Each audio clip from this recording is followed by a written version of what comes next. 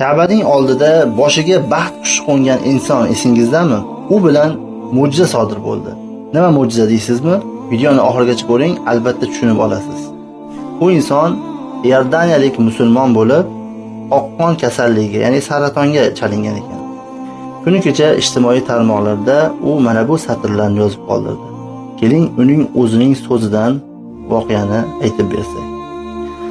Shifokorlar yordam berishga boshqa choralari yo'qligini aytib, kasalxonadan uyga ruxsat berishdi.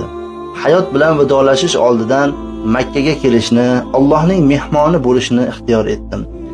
Oxirgi vido tavofini qilar ekanman, Allohga munojat qildim. Allohim, sog'lik ham, bemorlik ham sening qo'lingda. Agar jonimni olishni istasang, shu yerda baytingda ol.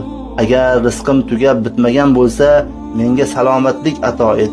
Dardimdan forig' bo'lsam, 100 ta oilaga ehson tarqataman deb Allohga ahd berdim. Birinchi tavofni amalga oshirgach, boshimga bir kichik qush kelib qo'ndi. O'sha paytda boshimda kuchli issiqlikni sezdim va u butun tanam bo'ylab tarqaldi.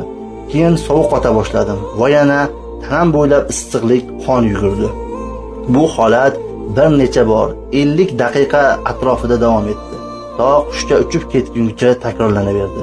Qush uchib ketgach, xuddi kompyuterni qayta sozlagandek holatni his qildim. Bemorlikdan sarg'aygan yuzimga qizillik yugurdi. Anchadan beri his qilmagan ochlikni tuydim. Ko'nglim ovqat tusadi. Zamzam suvlaridan, tuya sutidan ichdim. Ka'badan vatanimga butunlay boshqa odam bo'lib qaytdim. Qon tahlillarimni topshirdim. Shifokorlar mening mutlaqo sog'lom ekanimni aytishdi. Bugungi kunda 100 ta xonadonga ro'zg'orlik qilib tarqatdim.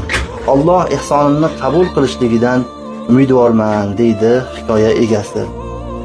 Bu videoni kasallikdan, bemorlikdan umidsizlikka tushib qolgan yaqinlaringizga jo'nating.